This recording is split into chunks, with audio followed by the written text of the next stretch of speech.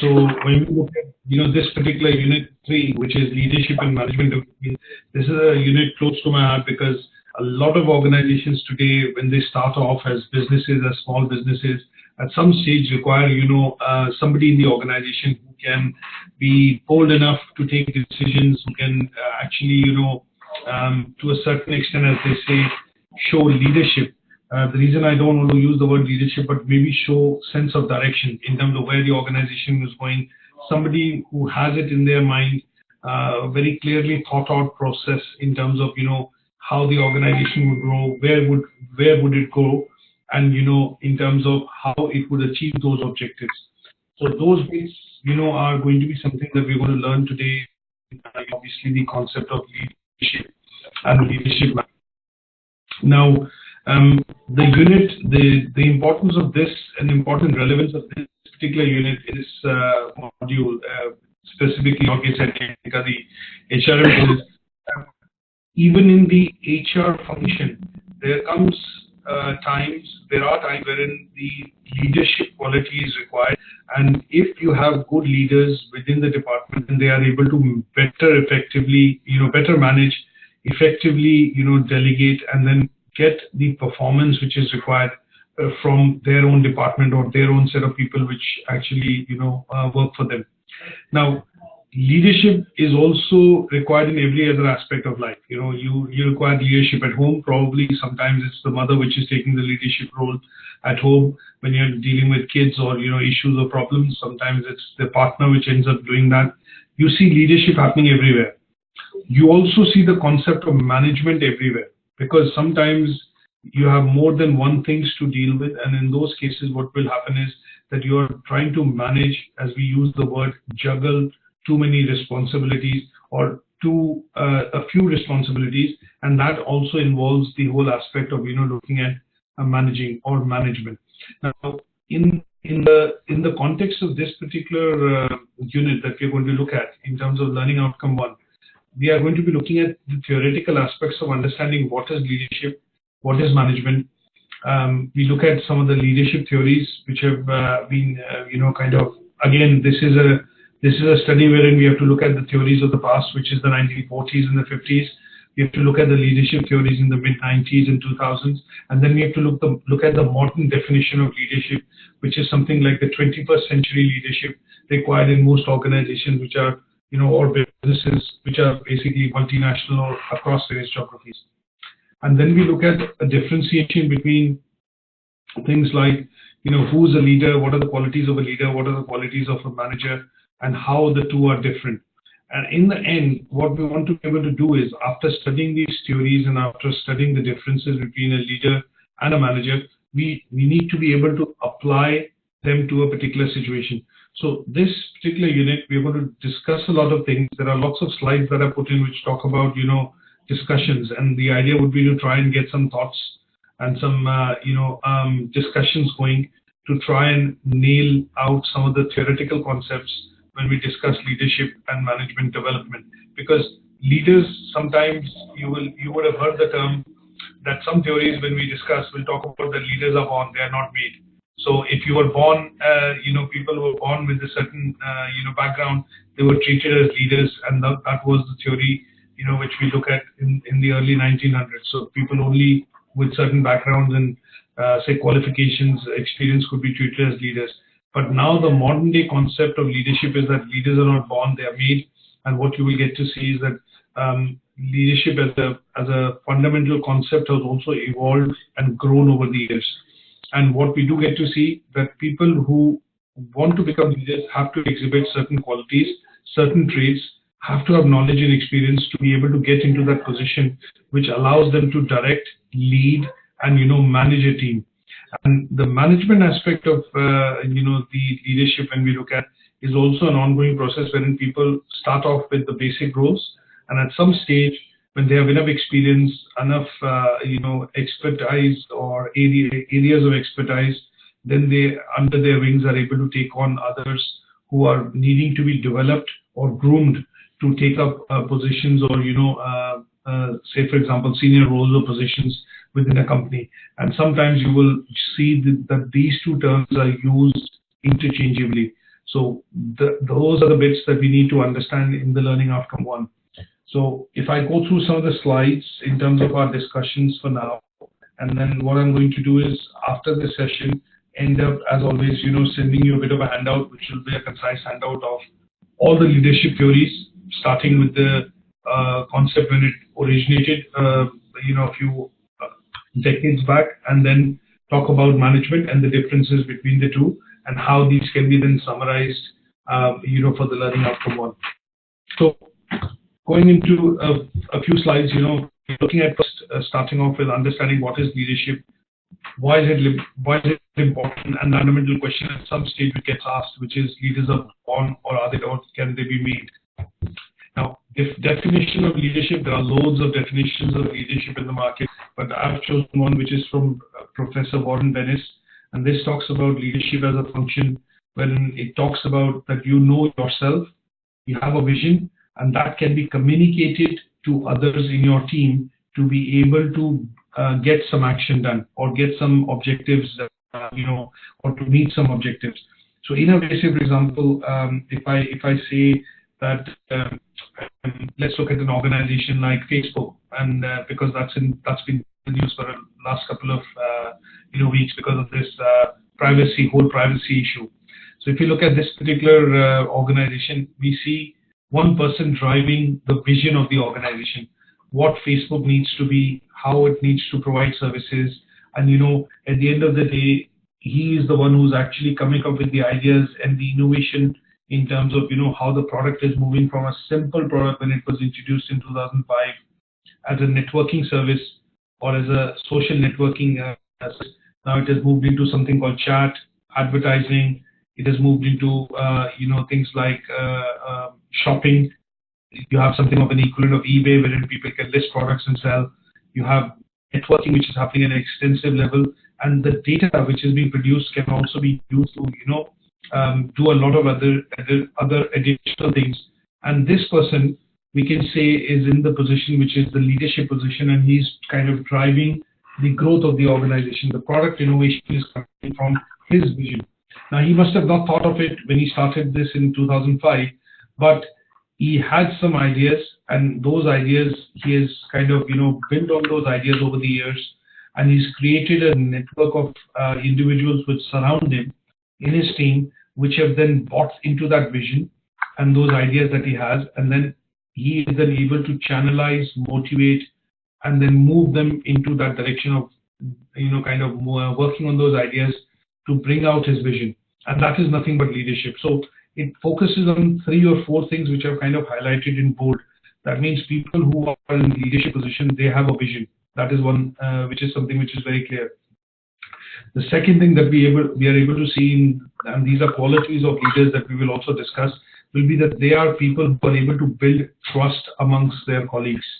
They are the people who can actually command respect, and they are able to build trust with the actions that they do and the things that they do, and that leads people to follow them in terms of what they are prescribing. And that is why I would say that this is the core definition of leadership. Is that okay? Okay. Now let's look at a quick example. Can we look at maybe talking about an example which you would have seen in either the news or in the articles or magazines that you read, wherein you've seen or heard about something like what is a strong leadership, and where you've seen somebody being criticized for weak leadership. Have you come across this situation? Can you think of 1 or 2 situations? And we see this on a daily basis on the news.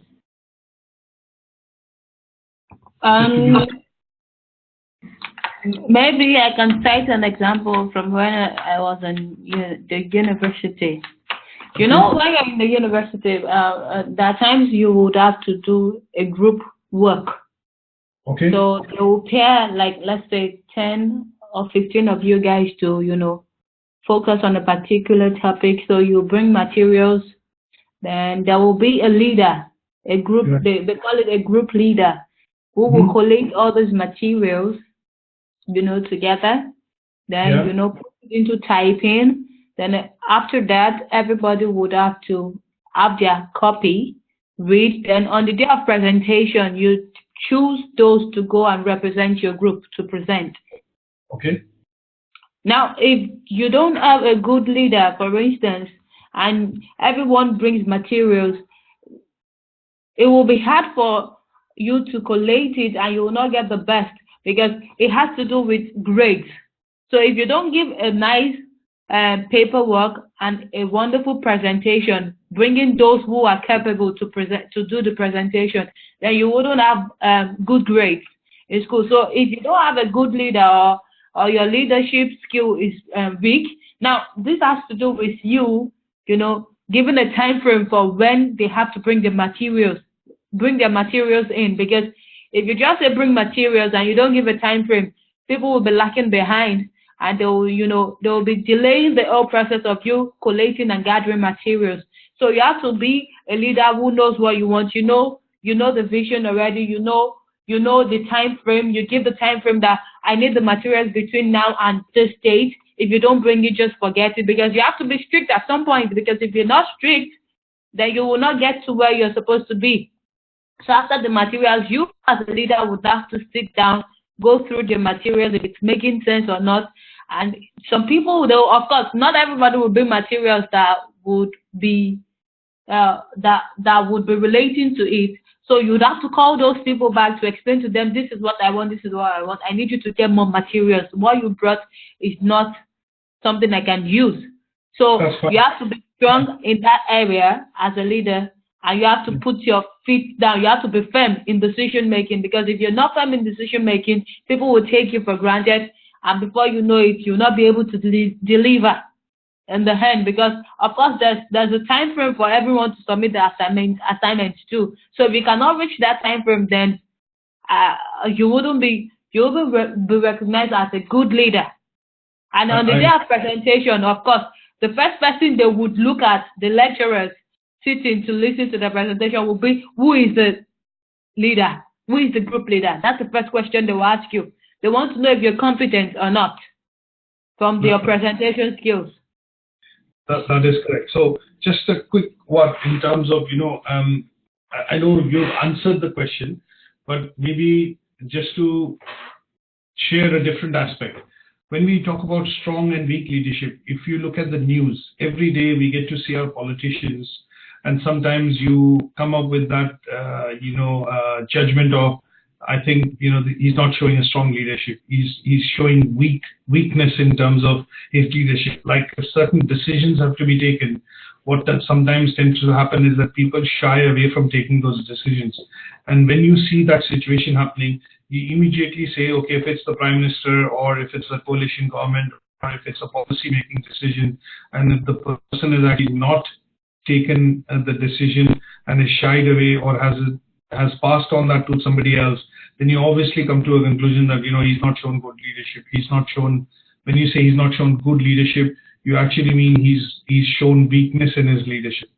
And sometimes you will see that, like Donald Trump, for example, in the US, is actually standing up on some of his, promises that he's made in the election, even if they are not populist promises that he's done. But in order to look at his own established voter base, what he's doing is he's taking those decisions which are not being liked by the members of the public and even his own, party, but he is showing a strong head in terms of making those decisions, because he says, I made these promises because of which you elected me as president. I want to be able to show strong leadership, and he is showing a resolve in terms of, not those decisions. So as an exercise, what you've looked at is, when we look at the examples of strong and weak leadership, we can look at politicians, we can look at examples, as you mentioned, within a work team project that you're doing. When you look at your office or your employment, sometimes you will see, like you mentioned, your studies, submission of assignments. So that is where the idea is, yes, we want to be able to differentiate. And I think we will accomplish that by you answering that part of the question, saying, where do you see strong and when do you see weakness in terms of leadership? Okay, let's progress on to the next slide. Now here, what we are looking at basically saying is that there are lots of theories of leadership which have been proposed, and over the years these theories have undergone change. Now, we classify them as early theories. Early theories are the theories which you came across in the early 19th century. There were theories which were like great man theories, straight theories. Now here, if I have to look at synopsis, there is a great amount of detail that I can go into, but just for the purposes of the session that we're doing, great man theories basically believed on that leaders are exceptional people born with innate qualities and they are destined to lead. And that is where the origins of the great man theory comes from. They believe that there are certain type of people who are born with certain traits and they have the ability to be able to lead, and that is where they classified them as leaders. Now, in trait theories, it basically talks about that a lot of people did research on understanding what are the various qualities or traits which are required to be exhibited by an individual to get into a leadership position. And that's what I discussed briefly earlier, or alluded to briefly earlier. And these were then looked at being categorized under something called trait theories. So here, some of them, just to give you an example, sometimes when you apply for a job role or you apply for a position, and if it's a management position, they ask you to go through a certain amount of tests. Now, these tests could be psychographic tests, they could be aptitude tests, they could be tests to check your ability and your strength areas. But the idea of putting you through these tests during the interview stages by the HR is because they are looking at somebody to come in and lead the organization or lead the department. They want to make sure that what you've written in your CV actually conforms to what your skill set is. That is one. The second is they also look at the qualities. They want to look at a measure of these qualities, because what they do not want to do is induct somebody into the organization who's a very strong-headed individual. Sometimes you see people who are quite fixated on opinions, they are fixated on their own experience, and the organization wants to bring somebody in who's malleable, who's adaptable, and can lead the company by looking at enforcing values and missions of what the company stands for. So in order to kind of ensure, in short, that the person that they're bringing in that position, a management position, leadership position, is not a person who's going to come in and disturb the apple cart. That means he's not going to shake things up too drastically, and they look at a range sometimes with the use of these tests to see that the skill set they want is between a range of 60 to 80 if they are looking at hiring somebody as a manager, but they need to be in the range of 80 to 100 if they're hiring somebody as a leader. And the range is defined because some of these things are difficult to measure, and that is what the whole essence of the trait theories are. Now, sometimes a question, if I have to apply to the trait theory would be, how do you measure honesty? How do you measure loyalty? How do you measure passion? How do you measure enthusiasm? Now, there are no scales available for these kind of softer skills which are required in leaders when you're looking at interviewing people, shortlisting people. But what you need to be able to do is associate some of these traits that you are trying to measure with qualities that can be shown in terms of leadership. So honesty, loyalty would mean that the person is going to stay in the organization for a period of 3 years, 5 years, 7 years. That ensures longevity in terms of employment. When you look at integrity, that would mean that the person is going to be a stickler for detail. He's going to be primarily looking at not allowing dubious practices to be developed within the organization, and that is what will show integrity. So they were going to ask you questions or ask you to undertake certain tests which will say and check your integrity. The integrity would mean, do you go by processes, do you follow policies, do you follow the code which has been led, and that basically shows integrity. So sometimes these things have to be looked at from a point of view of traits, and some of these traits are not easily measurable. So the trait theories actually focus on that. Now, let's look at understanding, with a bit of an exercise, what are traits. So can you think of a leader that you had?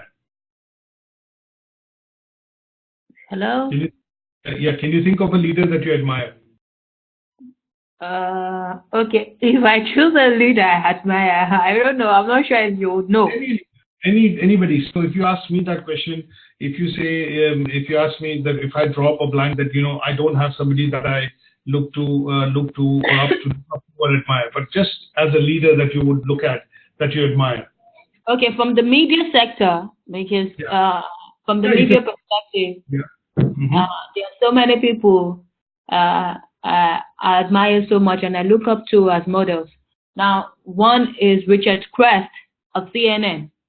Okay, that's fine. So when you the way he analyzes business and all that, it makes you want to listen more to him. You're interested in knowing what is happening in the business world because it's very dramatic, you know, from his gesture and everything, and you just enjoy what he's doing.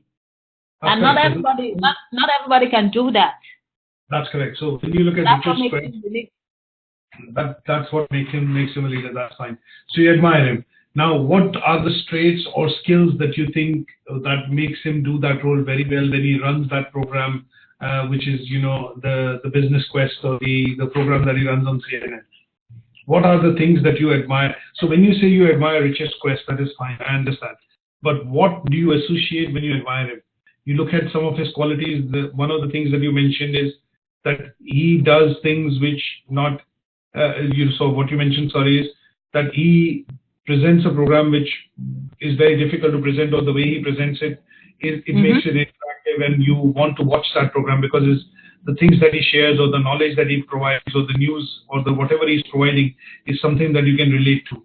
And that could be one of the skills or traits because of which you are attracted to watch that program, isn't it? Yes.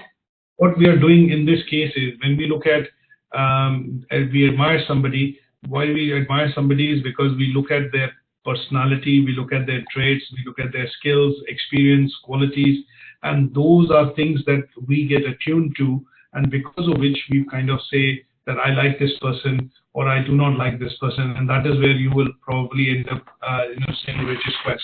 So if I just bring it up, just as an example, you say Richard Quest. So this is the person that we are talking about. He's a news presenter on, obviously the CNN. There are some qualities which he has, a journalist, which you like and you associate with, and that is what basically, makes him, kind of makes you admire him for the program he presents.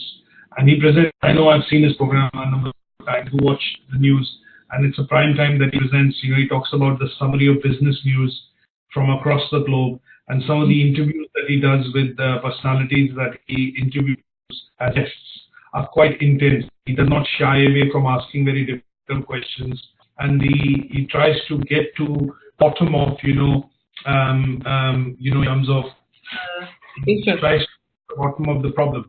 So that answers the question that sometimes you see. Now he's not somebody who's actually grown into this role. He has done journalism for a number of years. He has a number of years of experience.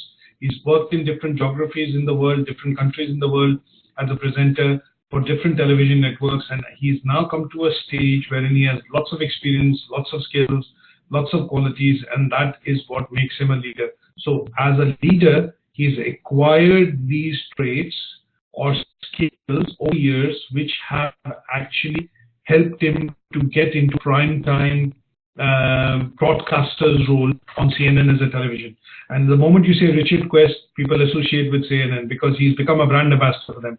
He's such a popular person. The moment you say Richard Quest, you associate straight away with CNN, not with BBC or not with Fox News or Sky News or something else, but with CNN, isn't it? So that is where the lead comes out, because he's become a brand in itself, wherein people associate with him for news, and associate with him for strong journalism, and those are because of his traits and his qualities acquired over the years.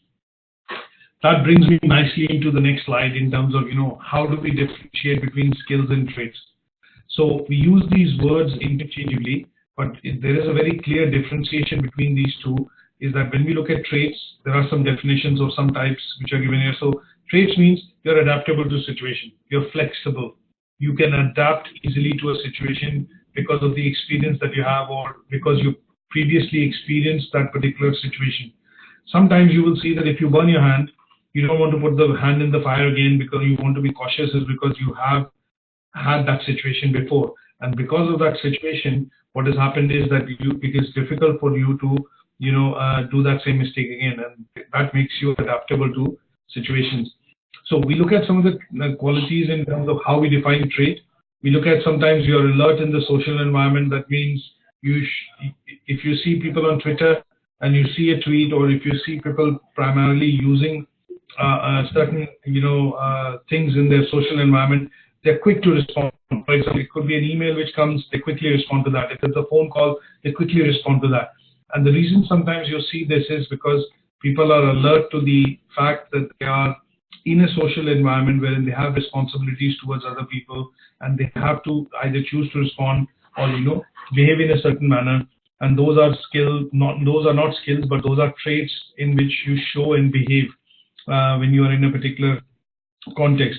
So if you are in a party, or if you're attending a party or a dinner, you behave in a certain way. So you're behaving because you're showing a particular trait, that you have an understanding that you're attending a black suit and tie event or a dinner at somebody's place, and you are able to then adapt yourself to that environment in which you are socializing in that evening or in that in that context.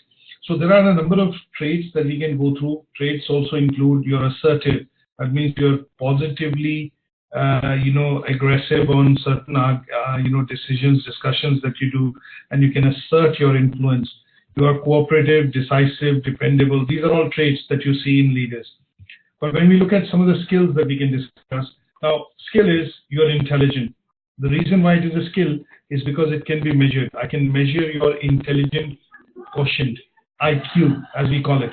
And the moment you are able to measure something against a scale, that would become a skill. Conceptually skills. That means given a project, given a situation, you are able to conceptualize where the problem is, diagnose where the problem is, and that is why it is a skill. Creative. When we say creative means you can think, you're given an idea, you can bring that idea into a drawing board. So you have some creative skills like sketching, you could be having creative skills to use software, Photoshop, and those are skills because you are able to take an idea from thought process to bring it onto a paper, and that would become creative skills. Diplomatic, being tactful, fluent in speaking a number of languages, all skills. Not everyone is able to speak, say, 5 languages or 6 languages. Everyone speaks maybe 1 or 2 mother tongue and their own language. But if you have more than 3 or more than 4 languages that you can speak fluently, or for example, you can write, read fluently, then you have that as an advantage, and that would help you get commercial benefit when you work. So as you can see, there are differences between skills and there are differences between traits. Are they clear? Okay. Okay. Now, when we look at some of the leadership theories that we want to now look at, so when we looked at early theories, and the idea was to try and understand the difference between skills and trait, and when we look at some of the theories which were introduced in the early 70s, here the concept had actually evolved, and they talked about that leaders can look at 3 different areas before they show this trait of leadership. They are task-oriented, they are team-oriented, and they are individually capable of doing a lot of things. So if you saw these 3 areas in people which were related to functional aspects of doing the work or getting involved in the work, then they were classified as something called functional theories, and they were centered on these 3 goals, essentially, that you were able to set tasks, set goals, you were able to work effectively within a team, you could also work individually given a task and bring it to a closure. Now sometimes when you look at these 3 areas, if they were overlapping and people showed that they had experience in these 3 areas, they were considered to be leaders. There were then behavioral theories, and behavioral theories basically talked about, this was proposed by 2 scientists which basically did research, Blake and Bolton, and they basically came across with something called a management grid. Now what they said is, no, it can't be trait, it can't be skills, it can't be just 3 functional areas. What they did was they did a grid, and in that grid they basically came up with a pattern, and that grid and the pattern basically talked about situations, and it talked about various aspects of traits, skills, and experience which allowed people to show leadership. Now here, what essentially are 3 points that we have to summarize, they look at is that leaders behave in a certain way and they exhibit certain skills and traits. And that is what basically made them something called production-oriented or people-oriented.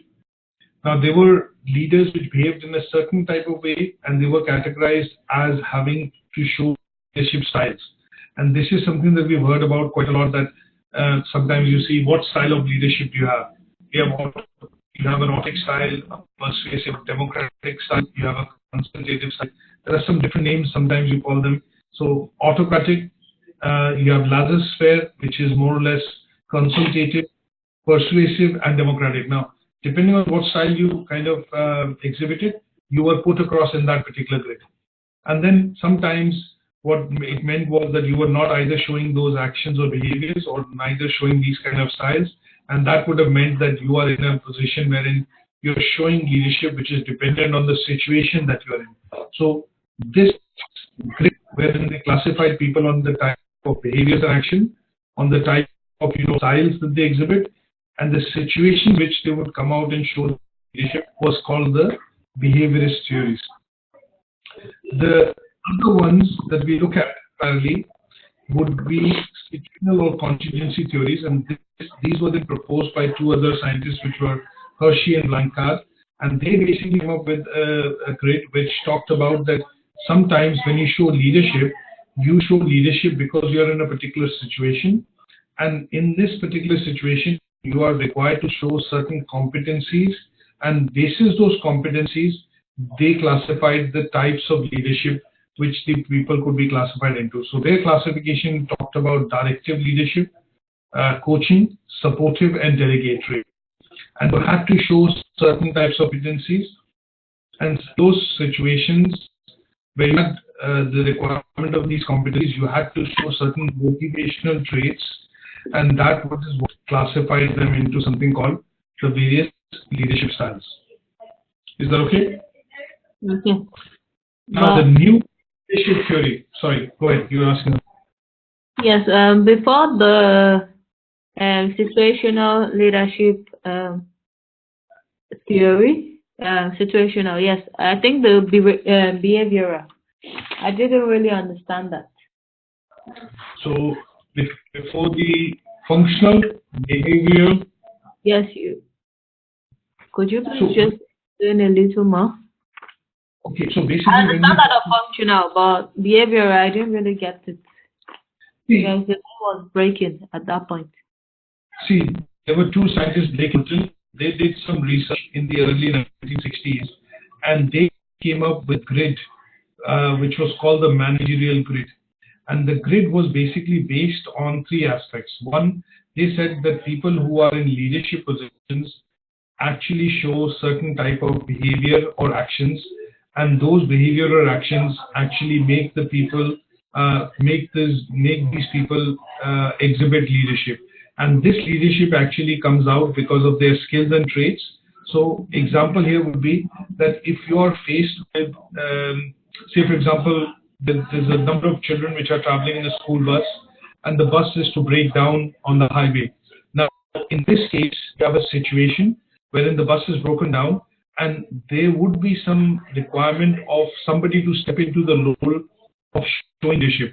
So what will happen is, maybe in this case, the bus driver or the person who is the conductor of the bus will basically show a bit of leadership, because it's a school bus, they might end up calling the school, and he will say, okay, if you get, all of you can come out. He creates a situation, shows a certain behavior or actions, collates all the children, stands away from the bus, puts a red sign there saying that, okay, the bus is broken down, and then in the meanwhile does some coordination. Now, in order for him to show that leadership, he is actually exhibiting some behavior, and that behavior is showing, leading to some actions, and those actions are being taken in order to secure the safeguarding of the children which are with the broken down bus. Now, this kind of a situation requires us to look at, looking at the leadership theories from the aspect of Blake and Moulton, which basically said that if you are in a situation and you show this leadership and that leads to some actions, that is where they basically talked about the managerial grid. And in some cases, they said sometimes if you are in a situation wherein you show persistently similar kind of leadership, say, for example, you say it's either my way or the highway, then that would mean the leader, is the person in that position is basically autocratic, because that person always wants his point of view to be taken forward, and because the person does not give too much maneuverability in terms of taking decisions, that means that leader is an autocratic leader. Okay. What they did was they had certain characteristics which were defined, and these were then taken up into something called the leadership styles. And there are 4 styles which actually emerged, and they have put that into the managerial grid as well. And the third one is, so the example that I gave you of the bus spring broken down is an example of the third one, which is different situations. The second one we talked about is a style, and the first one is when you show certain behaviors and actions. Now this was created into a grid, and because it is primarily dependent on certain behaviors that you're exhibiting and under situation, that is why these were called the behaviorist theories. Okay. Is that okay? Yes, sir. I'll send you a bit of a handout. This is because we are doing a discussion and we are looking at covering this through the PowerPoint slides. I think a bit of reading that you need to do in the background to understand these, and that is where the handout on the leadership theories will come to you, which will explain them in a bit more detail. But here, what I've done is on the slides, I've just put the very crux of why they were classified as these kind of things, either functional, behavioral, leadership traits, or trait man theories. Now, the new theories, when we look at the current, time frame, which is the early 2000s and modern frame, here, we are looking at something called the transformational theory. There is something called TF, transformational and transactional. These are 2 terms which have come out on the modern context of, the leadership theories. And the modern context of leadership theories talk about transformation or transactional side of things. And they are then correlated to something which is something that is being followed today, and that is to do with the 21st century leadership. So we'll come to that also. But here, transformational leadership is when leaders inspire people, develop trust, they encourage creativity and also growth. An example of this I will give you is, have you heard about Dell computers? Yes. Right. So this company, which was started by Michael Dell in the early 1990s or whatever, we look at him being at the helm of this company and being the CEO for about 20-25 years before he, became the chairman, and he had somebody else come in and run the operation. When Dell as a model, as a company, came out with this business model that, you could shortcut and go directly to the manufacturers, configure your PC. Before we bought PCs using Hewlett-Packard and, IBM and, this and that. And you had to look at buying standard configurations. But Michael Dell, when he started his company, he came across with this idea of that you can build your own PC, you can configure your own PC. So when he brought across this business model into the formation of the company and led this company for about 20-25 years, the company was extremely successful. What he did was he transformed his vision and the industry into something, and Dell became a force to reckon with. Dell was #1 computer brand for a number of years, and they outbid IBM, Hewlett-Packard, some of the old, players in the industry. And because of their model, because of the new business model and the leadership that he showed, because he kind of cut out all the middlemen, the manufacturers, and straight away you could go and place orders. That became something called transformational. So he was able to create a business from an existing industry and then transform his vision into a multi-billion-dollar business. Now, the point that I'm trying to come across to is that's the background. Now, when he left the company business started to decline. The company got listed on the stock exchange, and then after a few years, he decided that he wanted to take the helm of the company back. He wanted to come back into the company, came in, and he took the company private. Now, again, he decided that, okay, when he created the business was more PC-centric. PCs were required. People were buying PCs. But in the modern times, the business had stayed behind. That means they have not looked at tablets. They have not looked at the mobile phones. Some of the other products which were being caught on, like cloud computing, Dropbox, and all the other businesses which have come about. And he did feel that what has happened is that because of this, the company is losing market share and a lot of other companies are overtaking. So he came back to the company and then he redirected the vision of the company to focus on certain other areas. So he went into something like servers, he went into cloud computing, he went into tablets, and some of the other products that he introduced, and that brought across again a second transformation within the company. And Dell again is starting to grow, is again becoming a business to reckon with, because they have lots of different services that on which they are able to compete with in the market. So when you look at this as an example of Dell Computers, you see the business has been transformed when he started, but then when he came back and the company started losing revenue, losing market share, he was again able to inspire leadership within the company by building trust, bringing in new products, and then building new products to again take the company from being a company losing market share and revenue to again being a company which was essentially gaining market share, and again has become a leader in some of the areas. Is that okay? Mm-hmm. Yeah. So this is an example wherein what we look at when we look at transformational theory, and Vas and Aurelio are a few people who have actually worked on the transformational theory, and they talk about that leaders, when we look at leaders and when we look at transformation within organizations, businesses, we do get to see that they are people who are able to, inspire, they're able to lead, build trust, going back to the original definition, and they're able to inspire creativity and personal growth. So he came across and introduced something called the employee stock option plan. That means if the company is successful, you get stock options and you're able to sell those stock for larger compensation and benefits when you work for the company, and that was liked. And that promoted a culture of, people genuinely taking interest to introduce new products or suggestions for new products within the company, which has allowed it to recapture, some of the market that it was losing. When we look at, we talked about so much about leadership. Let's look at very briefly about philosophies. The reason why we talk about philosophy is sometimes you will see that, Nelson Mandela, for example, was a brilliant leader.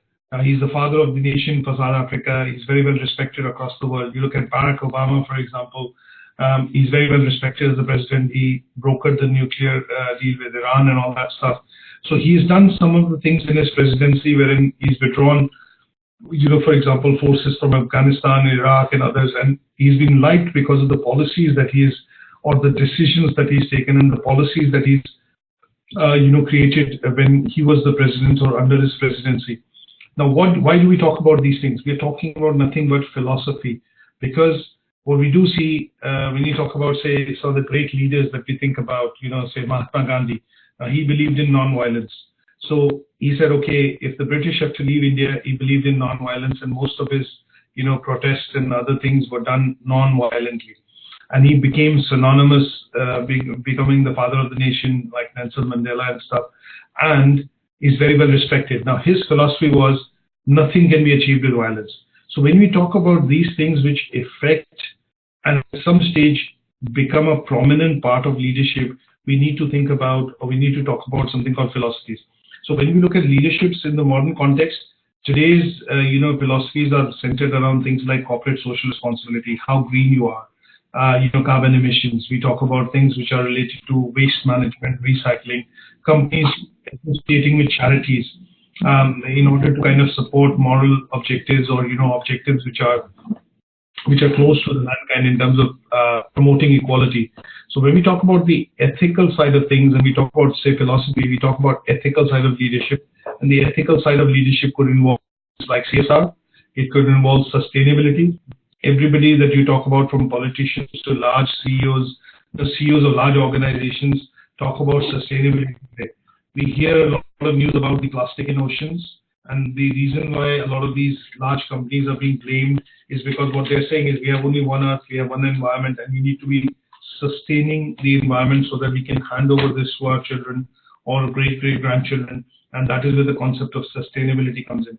So there are some aspects that we have to look at to understand leadership philosophies, and the ones that are very popularly discussed and seen by most large organizations nowadays are the ones that we look at, things like equality, diversity, sustainability, and the corporate social responsibility. Now, this as a particular thing that we look at is based on, what Alan Chapman actually proposed, saying that, we have one planet, we have a lot of people on it, and it's, basically owned by everyone. There's not single one person which owns everything. So what we have to be doing is basically looking at, protecting an environment, and protecting our environment would mean that we have sustainability, we have moral responsibility, and when we talk about probity, what we are talking about is actually the probity of having some moral principles. Things like, we want to, when you go to a holiday, for example, you want to make sure that you leave the beach and other things as clean, because it's your responsibility to leave it that way, because there are others who are also going to be able to, use that as a feature, as a functionality over a point in time when they come in for their holidays. So here, the idea is to understand these core aspects, and the idea would be to try on 1 and 2 to understand why sometimes leaders within organizations will associate certain responsibilities and take on the role of, being the, let's put it this way, the ambassador of driving that within the organization, and that is to show a bit of change, and that change could be related to corporate social responsibility. An example of that I will give you is that a lot of companies are looking at now using things like paperless office, or talking about paperless office, using less and less paper, because that means you're cutting down less number of trees, which shows a bit of responsibility. So is this clear? Yes. CSR, I want to believe that's corporate social responsibility. Yeah. Okay. Now, for that, you said it falls under the leadership philosophies, that's ethical leadership. Like, for instance, I don't know if they do that in other countries, like in Nigeria. For instance, let's say, I don't know if you know this network provider, MTN. Yes. MTN, what they do as a social responsibility is they have a foundation, like for eye surgery. Maybe you have cataract, or you have any eye challenges. There's a foundation that operates or does surgery on those individuals that were chosen randomly. They operate on them for free. Yeah. And the cost is on them. It's on MTN. So basically what they've done is they have taken on some sort of a social responsibility, because they are a large business and they've identified a cause within the country which relates to, providing certain, let's put it this way, free of charge, or no expenses based surgery, which allows people to correct their vision. So this is a part of, something called social responsibility, because as a business, is a very large business, multinational organization, which with about, I think, $1 billion+ in revenue. What they're looking at is that because they're a large business, they are looking at a bit of moral responsibility to be able to contribute back towards society. And that is a good example when we look at social, corporate social responsibility. But, the whole essence of, just to elaborate that, the whole essence of corporate social responsibility comes in when you have a business which is international, MCN, I don't know whether it operates across a lot of other countries in terms of giving, mobile phone connection. But under the international regulation, sometimes what tends to happen is a lot of companies look at a bit of self-regulation. And that self-regulation is basically looking at the aspect of, creating an organizational strategy to say that this is a business or a cause that we are going to associate with, and we are going to support this cause to kind of eradicate, say, poverty, or say, for example, eradicate, water poverty, or say, for example, provide safe and, clean drinking water in certain countries. And that is what they want to be known as morally about, in the market, in the industry. Like if you look at Procter & Gamble.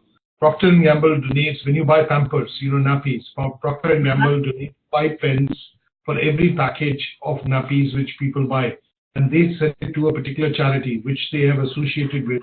And the idea is, what they're saying is, your profits, the products that you buy and the profits that we make, some part of it is going to do some greater good, and that is under the social responsibility or moral responsibility, and that is being driven under the leadership of the the organization by the CEO.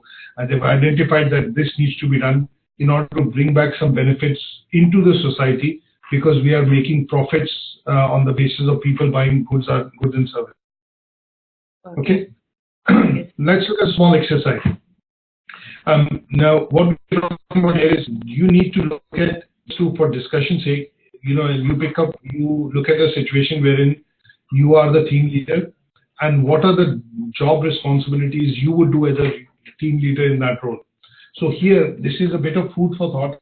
I think we can discuss this in detail, but the idea of giving you this as an exercise is to look at if you're asked to be a leader, then think of a situation. Let's not look at, okay, I'll be the president of the country or prime minister of the country or something. Let's look at reasonable. If I'm being asked to lead a project or do a particular thing, wherein amongst a group of friends, can you help me raise money for charity? So you're taking up that project, and then in that project, your responsibility is a leader. What are the key things that you would do in that particular role is what you need to list down. And that, when you list down, what we will do is we'll break it down into something like, what are going to be specifically your responsibilities, and what are the responsibilities going to be of the people who you are going to lead. So example would be, if we assume a small charity event. Now you're trying to raise money for charity, you're going to do an event which is maybe a dinner, but there will be 5 or 6 people which are working on this project. One of you could be doing the sales and marketing, one of you could be doing financing, one of you could be looking at administration, and one of you could be looking at doing, say for example, operational role. Now, the reason you will pick up these roles, and somebody who will be the team leader, that means they will coordinate, delegate, review, and press the right buttons at the right time so that these things can be done. So if you look at the 5 people working on that project to raise charity, say for example you want to raise $1 million naira, for example, in Nigeria. That's about, say, 300, 400 pounds, something like that, I'm assuming.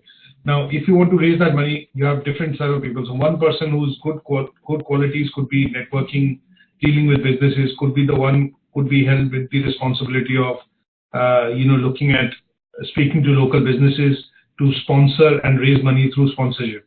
Somebody who's good with finance numeracy could be looking at, things like, okay, once the money comes in, I need to look at allocating money for flyers, leaflets, dinner, caterers and things like that. Somebody could look at the other role.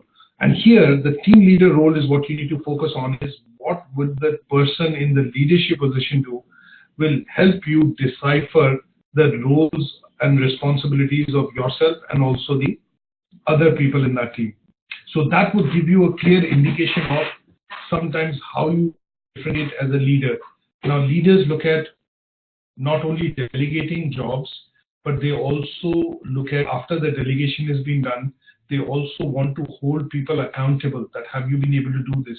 Have you been able to, achieve this? And if they have not been able to do that, what they will then do is do a bit of a review and put together some sort of a plan to kind of ensure that this does not happen in the future. So they might put you into some sort of a training, ask you to do a bit of development through, say, maybe attending a training, or give you some feedback, which will help you at the end of the day, achieve or do that task if that has to be done the second time around. So leaders essentially would look at responsibility, delegation, but also look at accountability. That means hold you responsible for why it has not happened or why this has happened. If that has happened, you will then share it with the other team to dissipate that as a best practice. Sometimes you will see that if you do a particularly good job within your department or the person that you're working with, what they do is they tend to highlight that very clearly with some of the other colleagues, is because they would say, okay, she has been able to do this, and though we had given her limited resources, she was able to accomplish this or achieve this.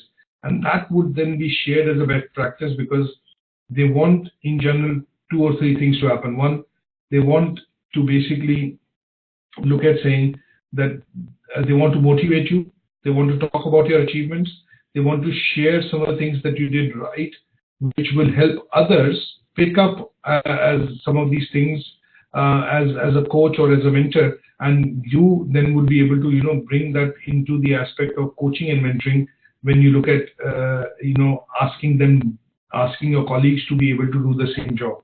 So here the idea would be to look at understanding what is accountability, what is responsibility, and what is authority. Now these things have to be very clear in terms of the concept, because they all mean different things. Accountability is when you delegate something and you make somebody accountable, that you are answerable. Accountable means you are answerable. That means if I've given you an X amount of budget, for recruitment and selection, and you are not able to recruit the people within those budgets, or you have not recruited, then you are answerable. You are accountable, and that would mean accountability. Responsibility would mean that you are primarily, given the task, and at some stage, if the things are not happening, then you have the ability to be able to take a call that, okay, if this is not happening, then I would stop it. Essentially, sometimes you hear this word which says, okay, the buck stops at me, because I'm the one who's responsible for the business. I'm the one who's responsible for the cash flow, or you are the one who's responsible for making the final call.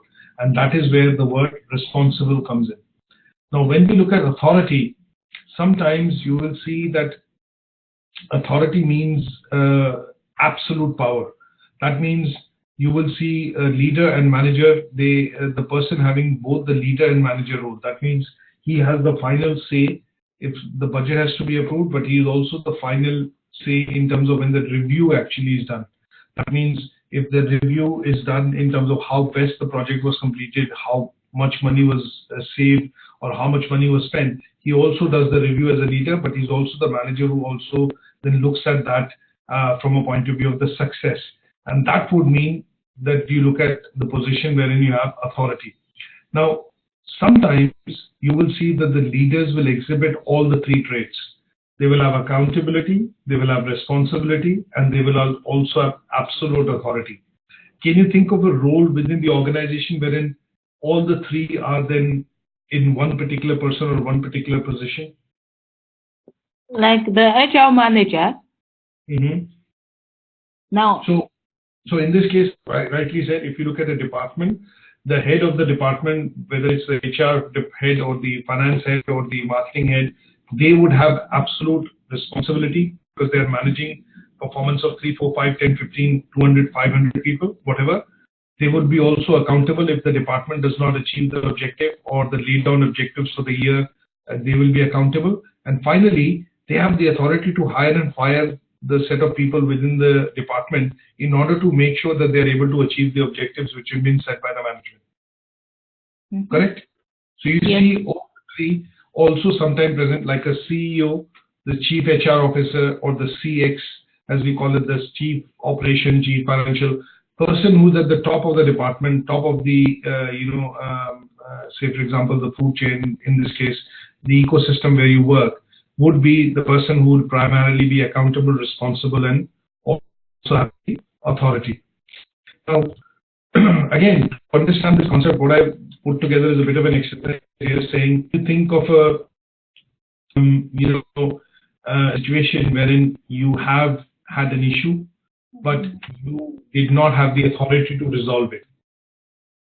Can you think of a situation wherein you worked within a company or an organization wherein you worked as a leader but did not have the authority to resolve it, did not have the final say on the decision? Okay. Now, let me cite an example from my workplace. Yeah. There was a time we needed to package a program that will go on air the next week. Okay. So we had a number of people to work as a group. Right. Now, fortunately, or should I say unfortunately, I was made the group leader.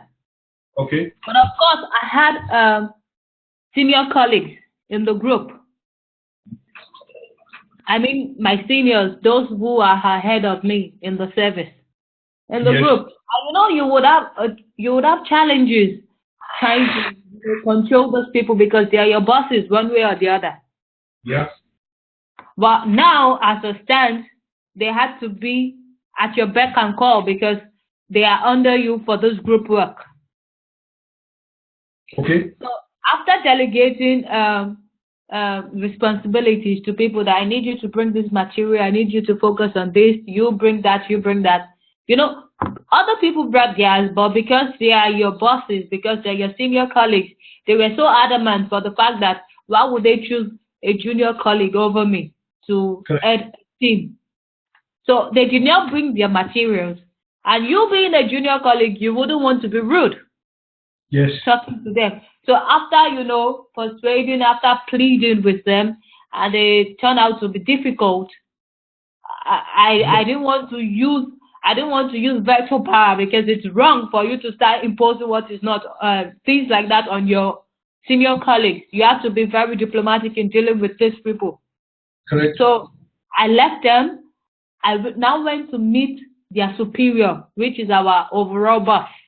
Yes. And I explained the whole situation to the man. And I told him, you need to come in to speak to these people, to bring materials, or else we would fail in, you know, airing the program. And you know the consequences of failing to air a program. You will be queried.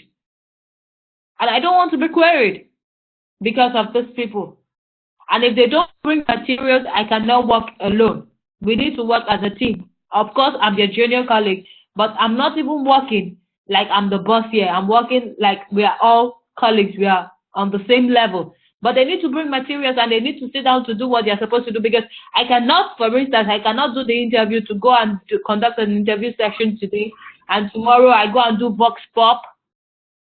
It's too much for one person, and I sit down to edit these things.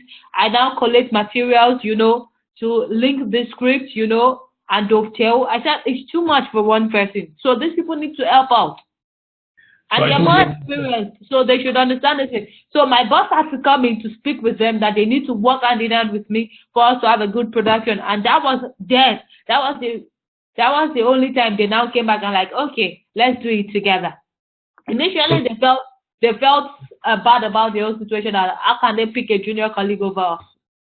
That's fine. So basically, in this situation, if I have to summarize this, what you picked up is absolutely correct with the example. So if I have to summarize this, what will be that you were essentially responsible for the group, but did not have the decision-making power to hire or fire or, you know, straighten the persons up who were not able to deliver the things which were required. So you basically were the manager, but did not have the authority to discuss it with colleagues which were senior to you, even though they were in your team. So this is a typical situation wherein you are put into a leadership role, but you have not been given the authority to resolve situations or issues which arise because that is not being delegated to you. A simple example which I'll give you from another organization would be that you have been given a plan to work on, like you've been given, like, okay, we need to achieve sales of this much. You've been asked to create a promotional plan, but the person has not been given a budget to look at for that promotional plan. Now, in this case, the budget is with the owner, but in this case, the manager is doing all the planning. So when it comes to he discussing and negotiating with the agencies to get hold of rates and advertisements and things like that, he does, when he gets asked a question and what is your budget or how much you're looking at achieving or doing, he does not have a straight answer because he does not have the authority to take a final call on the budget in terms of money that will be spent, but he is still being given the task of being the manager to put together a promotional plan. So it's an example, and the reason why I put this up here is you nailed it, is because we need to be able to understand what is the difference between accountability, responsibility, and authority. Now, there are some other activities that I put together in the slide. Now, this is something that you could look at doing for understanding the concept of leadership in particular, and these are activities that you should do offline. The other thing which I've done is I've put together a small video which has been taken on, from YouTube. And what I would suggest is if you want to watch this video, watch it, because it will tell you how to improve your leadership skills. And then towards the end, what I would ask you to do as an exercise would be to do a SWOT analysis of your leadership abilities. So you do a SWOT, which you will look at, which is your strengths, weaknesses, opportunities, and threats, and then look at it from a context of, just leadership. Are you able to be a leader? What defines your leadership style? What are the traits that you show? What are the skills that you have? And that is what you list out as an exercise. Now, this exercise is not directly related to your assignment brief for this particular unit.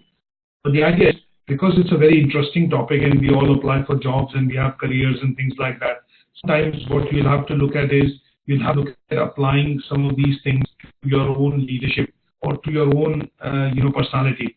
And it will be a good start if you could look at something like this just as an exercise, so that when you are HR and when you have that responsibility, you know exactly how a SWOT analysis on leadership can be done. And you can put together some sort of action plan to say, okay, you show these skills, you show these traits, but you need to move from A to B, and this is where the plan of development is. Is that okay? Yes. So what we today looked at in brief, for the particular session, is looked at understanding what is leadership. We've looked at what are the various theories of leadership, summarized them, but I'll send you a handout after the session so that you can read them in a bit more detail. We've understood what is the difference between skills and trait and how do you effectively differentiate them when we talk about the concept of leadership. We have looked at a number of short exercises. What are the roles and responsibilities of leaders within an organization by picking up some of the examples and relating them to some of the theories like transformational theory. And then the key understanding and differentiation between the concept of what is responsibility, what is accountability, and to a certain extent talking about quality. These three concepts which basically help you clearly differentiate, define leadership and the people who are in that leadership position. And the idea towards the end of this would be to relate to a task that is in your assignment, which is to say develop a plan of your own leadership. And that is something which will come across in one of the tasks that you are asked to do when you look at the case studies of Southwest Airlines and or Starbucks, and you have to pick one of them up to discuss the leadership approach which the organization needs to take. And here you have to assume that you are the CEO of the organization and what will be the leadership that you will take in that situation. So this will be helping you when you do your SWOT, when you do your SMART analysis, and you watch this video to look at how you can develop your leadership, which will help you directly in doing the task of the assignment. Is that okay? Okay. Good stuff. So I'll end this session here for now, and I'll send this copy of the presentation. I'll put this copy of the presentation on the Moodle along with the handout, which I'm going to send you on the email for you to read. Okay. Any questions? Fire away the email, and I'll come back to you pretty much after that. I would appreciate the recording for the class too, so I can listen again.